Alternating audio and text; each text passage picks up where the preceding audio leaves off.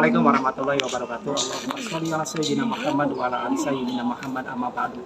Bapak Ibu, para dermawan dan sahabat kebaikan Al-Muti yang berbahagia dimanapun berada, alhamdulillah kami dari Yayasan Al-Muti akan mengadakan kegiatan bakti sosial di hari ini, hari Kamis tanggal 18 Desember 2025. Di antaranya adalah pembagian mushaf Al-Quran kepada Ibu-Ibu Majelis Taklim Al-Muti. Terima kasih kepada Bapak Ibu yang telah menyalurkan sedekah wakaf Al-Quran yang akan kita bagikan hari ini. Mari kita ikutin kegiatan bakti sosial akhir tahun 2025 Yayasan Pesantren. Assalamualaikum warahmatullahi wabarakatuh.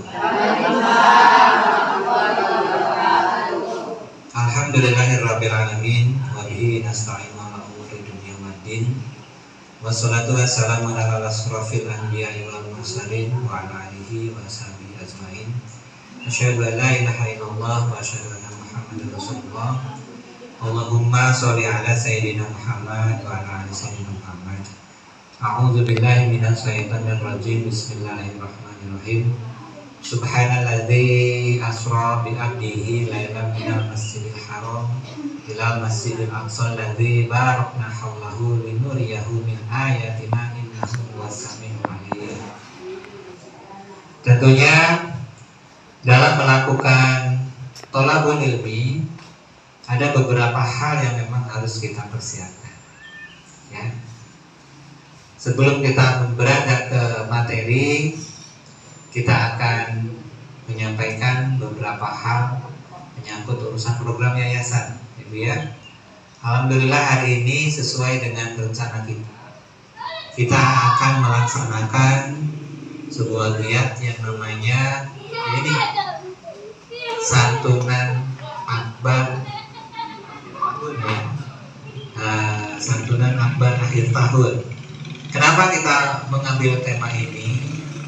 Karena kita akan melakukan kegiatan kebaikan itu yang saya berikan kepada ibu-ibu dalam rangka meningkatkan semangat kita dalam menuntut ilmu, ya, dalam belajar mempelajari Islam diawali dari membaca Al-Quran. Insya Allah semoga dengan Al-Quran yang dimiliki itu akan menambah semangat kita untuk membaca Al-Quran, semangat untuk mempelajari isinya, dan tentunya semangat untuk dapat mengamalkannya. Sini juga nanti kita akan berikan sedikit mungkin ya, tidak banyak rezeki buat ibu-ibu ya. Semoga nanti bisa bermanfaat, bisa diterima ya Bu ya.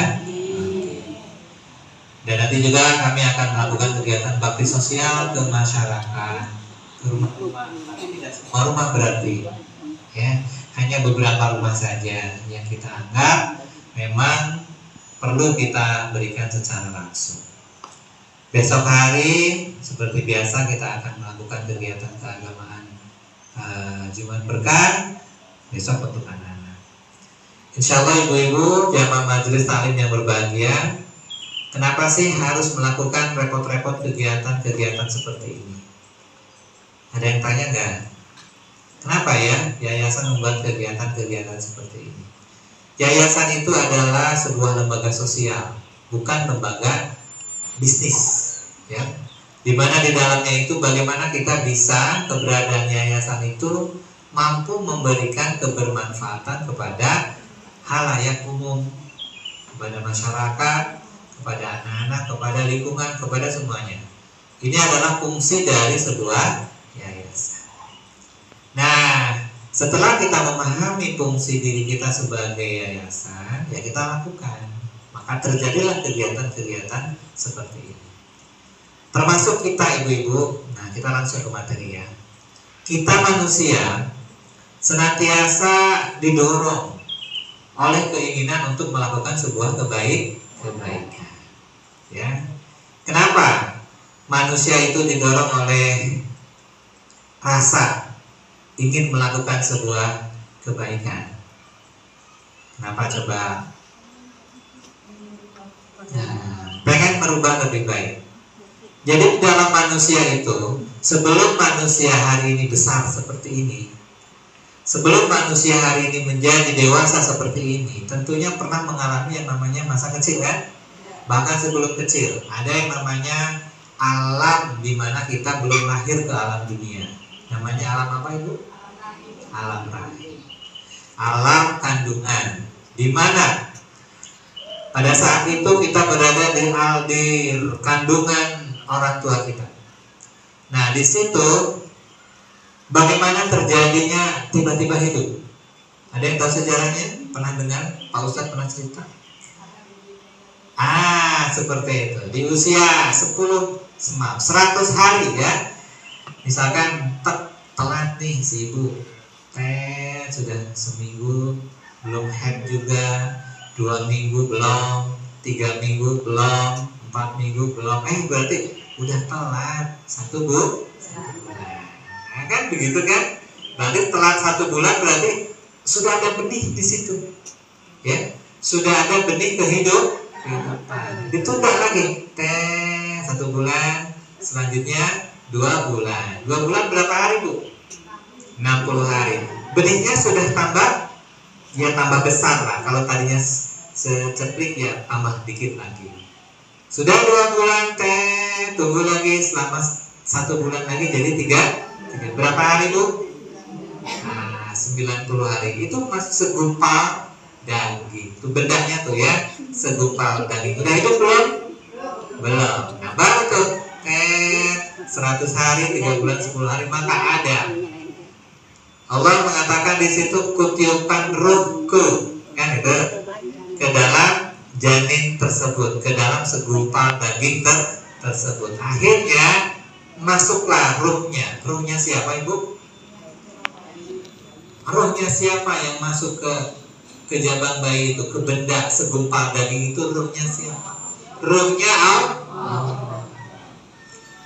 Bersemayamlah ruhnya Allah itu sejak usia kita 100 hari di dalam rahim ibu kita. Mulailah bertambah lagi 1 bulan, maka siap jabang bayi itu keluar. Nah, di usia 100 hari itu ada sebuah perjanjian, sebuah komunikasi antara Allah dengan si jabang bayi itu. Pernah dengar Bu kalimatnya? Alastu birabbikum. Surat berapa ya?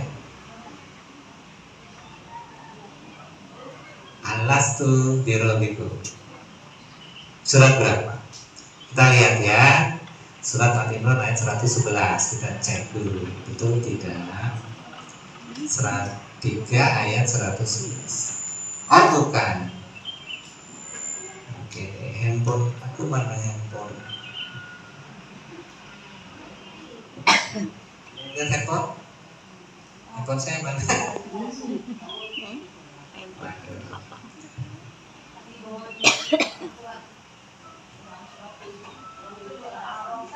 Surat 7 ayat berapa? 172. Kita cek ya. Surat 7 172. Ini ada sebuah perjanjian antara Allah dengan manusia, dengan jabang bayi itu. Bisa dibaca ya? Bisa kan kelihatan dalam handphone?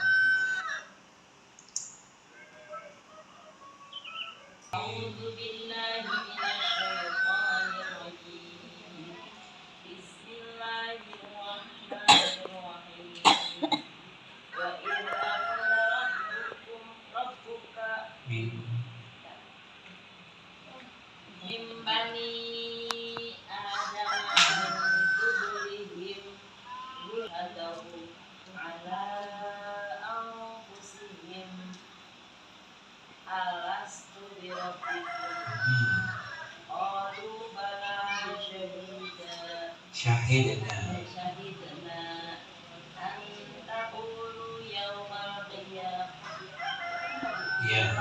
ya mati inna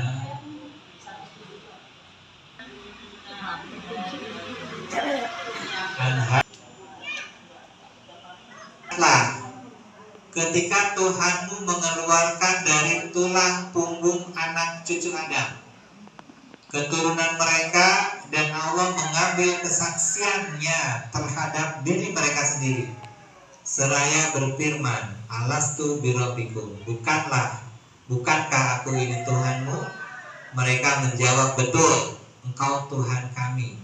Kami bersaksi, kami melakukannya agar pada hari kiamat kami tidak mengatakan sesungguhnya kami lengah terhadap hal ini. Oh ya, seperti itu. Dengan siapa? Dengan kita pada saat kita masih jabat baik. Sebenarnya perjanjian itu bukan pada saat dilahirkan, pada saat ditiupkan ruhnya. Jadi proses terjadinya janin itu adalah menyatunya atau bertemunya antara sel telur dan sperma. Sel telur perempuan dan sperma laki-laki itu, dan jumlahnya itu jutaan sel. Sel itu makhluk hidup. 8. Ayo dibaca, Bu. Ayo dibaca. Siapa yang baca? Ibu boleh. 1678. Yuk, a'udzubillahi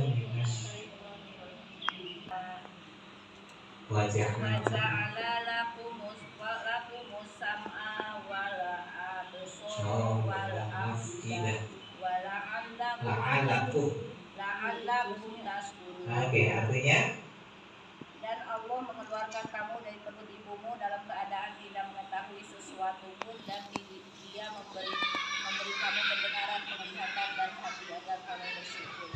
Ya, akan kita jaban bayi ini dari perut ibu dalam kondisi tidak mengetahui apapun, kan itu. Tetapi bukan berarti manusia yang dilahirkan atau kita jaban bayi dilahirkan itu dengan tidak punya apa-apa. Allah berikan modalnya, kan itu. Apa modalnya? Tuh, wajan lakum sam'a wal absar wal afidah. Pendengaran, penglihatan dan hati. Itu adalah modal yang paling besar yang Allah berikan kepada seluruh makhluknya, terutama untuk manusia, supaya kamu bersyukur.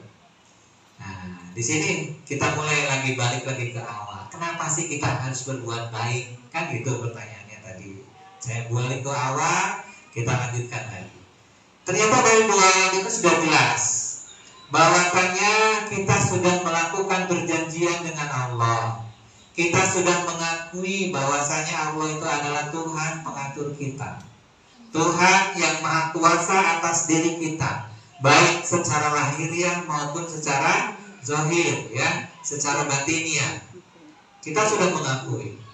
Dan tentunya kita juga sudah paham yang mengeluarkan kita dari perut ibu kita adalah Allah juga.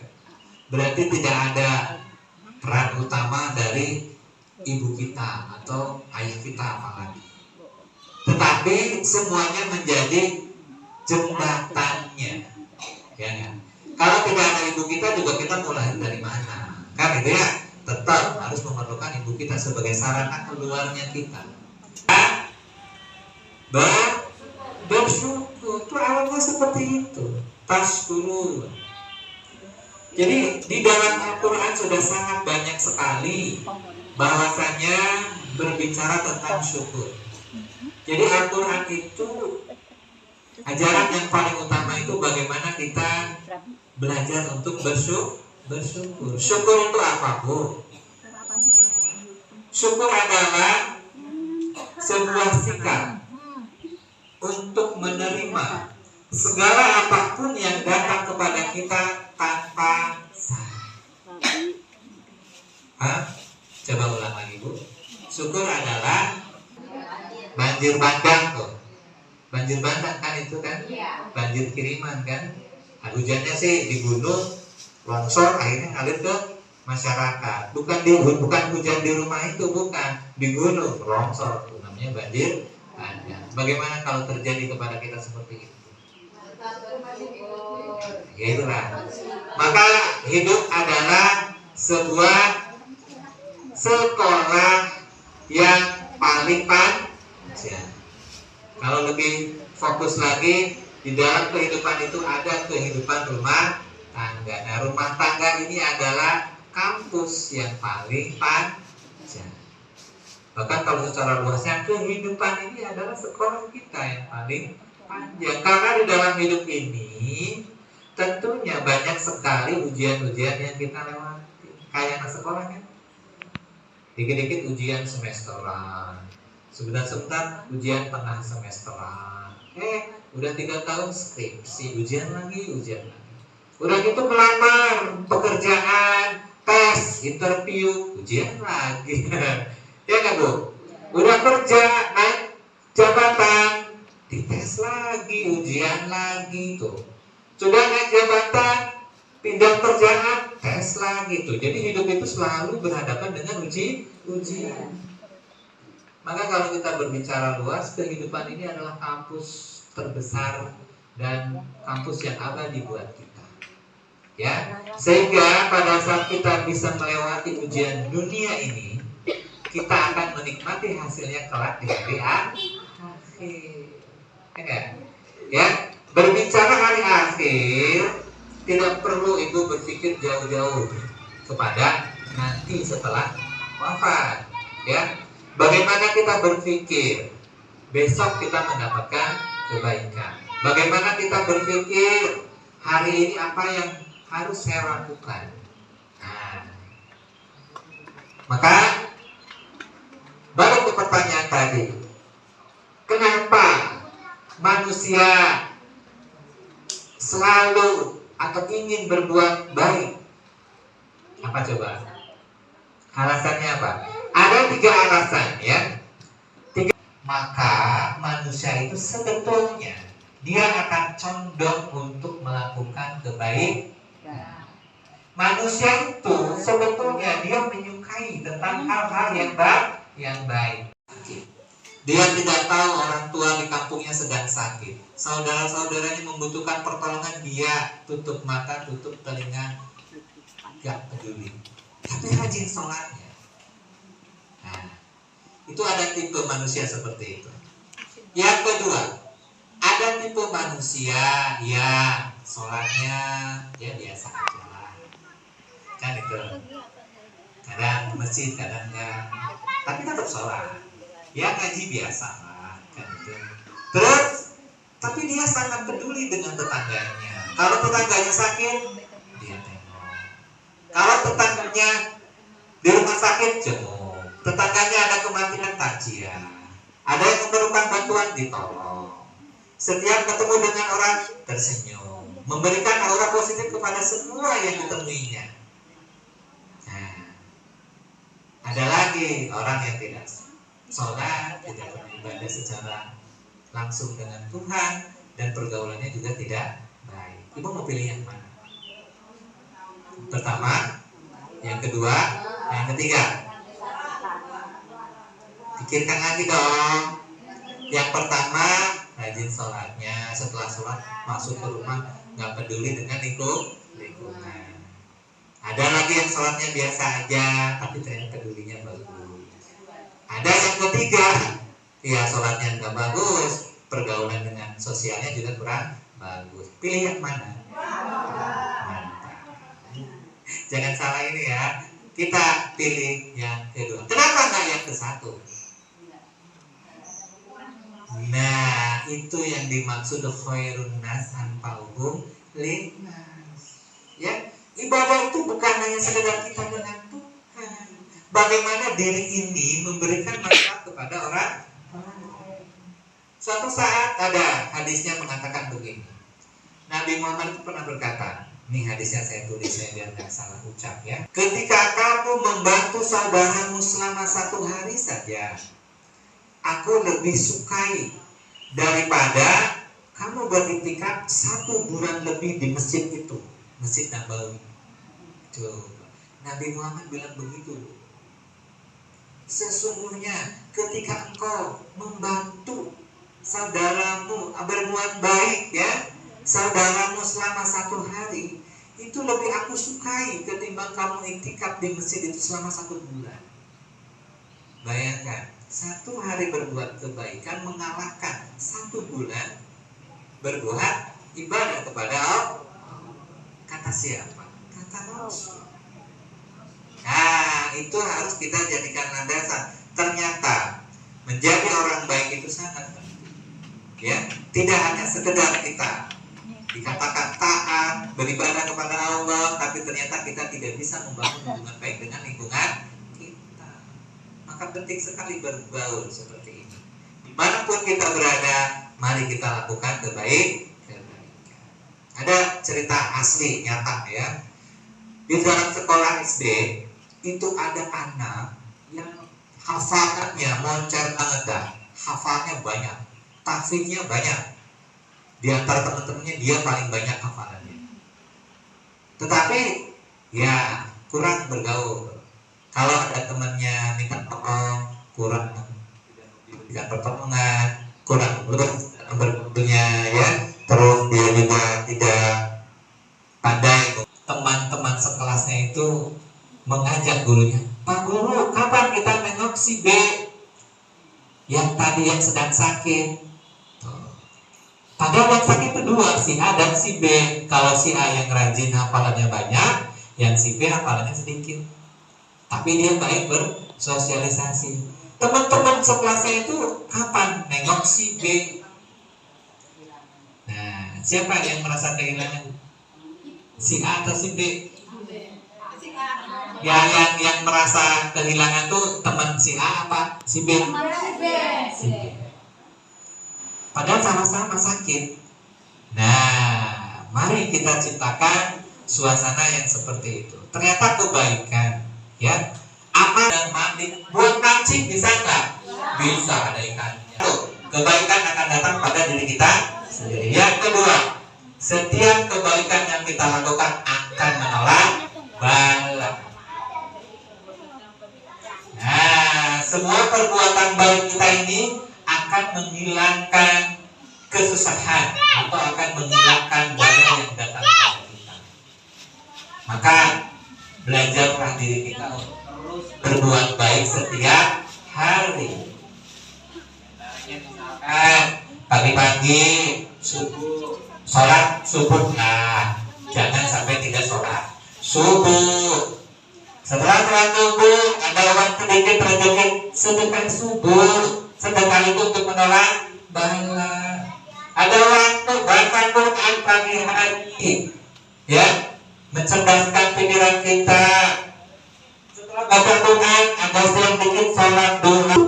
Kebaikan yang Allah berikan. Caranya, ya, agar kita ini senantiasa terus mendapatkan kebaikan. Jadi bala itu jauh. Bala itu bukan hanya datang langsung kepada kita. Anak kita lancar pekerjaannya, anak kita soleha sikapnya, suami kita lancar pekerjaan, rezekinya suami kita lancar datangnya ke kita. Itu karena apa? Karena kebaikan yang kita lakukan. Jadi jangan pernah berpikir kebaikan yang kita lakukan itu akan datang kepada kita langsung kepada kita. Enggak. Bisa lewat suami, bisa lewat anak, bisa lewat pekerjaan, bisa lewat kesehatan. Ya, kesehatan pun bisa. Alhamdulillah, saya selalu sehat. Sehat walafiat setiap hari. Dari apa? Mungkin kita kebaikan yang rutin kita lakukan apa? Ya, itu yang kedua. Nah, jadi setiap kebaikan akan menolak bala. Dan yang ketiga apa? Kenapa manusia harus berbuat baik? Yang ketiga, untuk menciptakan legacy. Oh, keren nih pakai bahasa Inggris. Apakah itu legacy? Apa legacy? Nah, kenal arti legacy. Legacy itu adalah warisan. Jadi kebaikan itu akan diwariskan loh. Ada satu cerita, tiba-tiba ada yang meninggal. Kok yang takjil banyak banget? Padahal bapak itu biasa. Padahal bapak itu di kampungnya biasa-biasa aja. Tapi kok yang takjil banyak, yang nyolatin banyak. Tiba-tiba banyak yang mengucapin doa, ke keluarganya mengucapin terima kasih. Nah, tiba-tiba lagi di kuburan banyak yang datang tuh orang. Ke kuburan itu banyak yang datang, ini ceritanya tadi juga. Ya, pada saat si keluarga itu tahu kok bapak saya banyak yang datang ya, padahal udah meninggal. Tiba-tiba ada yang ke kuburan ketahuan. Punten Pak, mohon maaf, Bapak ini siapa? Saya ini adalah temannya almarhum Bapak Bung. Bisa, kan? Kenapa Bapak datang ke sini? Saya waktu itu saya sangat ingat Bapak kamu menolong saya. Kita mewariskan kebaikan kan? Senang ya Bu ya? Ya setidaknya alhamdulillah. Ya. Kenapa? Karena si almarhum sudah melakukan kebaikan yang dirasakan banyak orang. Mohon maaf, bukan hanya sekedar kebaikan, sholatnya paling banyak, sholat sunnahnya. Mohon maaf, bukan hanya kebaikan ya, ngajinya setiap hari khotam.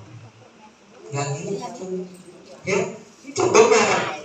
Tapi bagaimana kita melakukan sebuah amal itu yang bisa memberikan efek manfaat lebih banyak, sehingga bisa mewariskan kebaikan kepada anak cucu kita. Jadi anak cucu kita, oh hebat ya si abang, si kakek, walaupun sudah meninggal kebaikannya masih terus diingat oleh banyak orang. Itu namanya legacy. Legacy keren kan? Sama Bapak ya, Pak, yuk kita membuat legacy.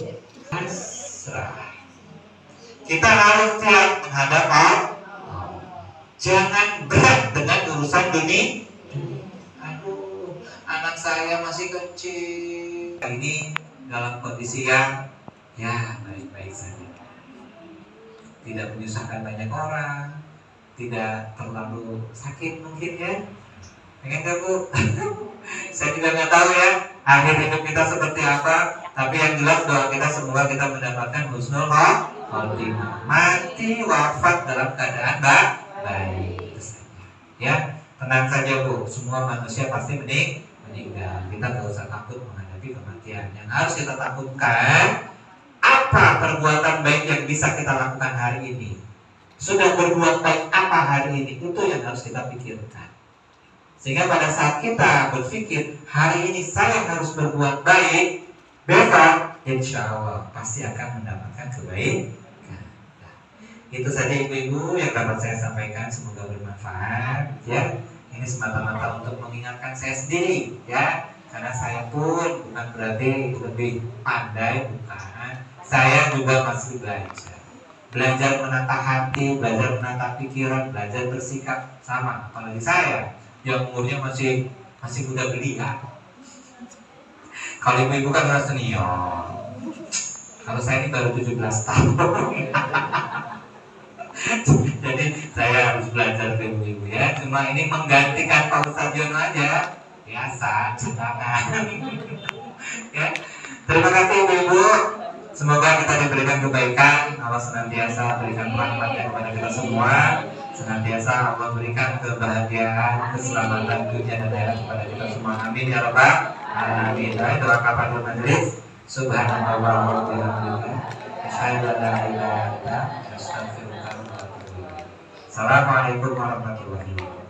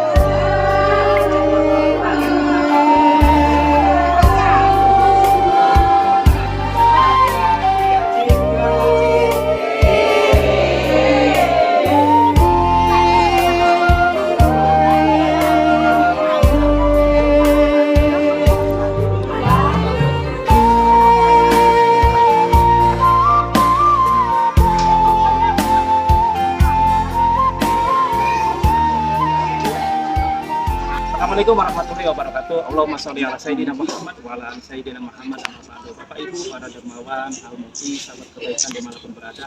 Alhamdulillah kami dari Yayasan Persaudaraan Al-Mukti pada hari ini, hari Kamis tanggal 18 Desember 2025, kita akan mengadakan satu kegiatan di akhir tahun 2025, yakni bakti sosial kepada keluarga prasejahtera dan para lansia janda duafa yang ada di lingkungan Yayasan Persaudaraan Al-Mukti.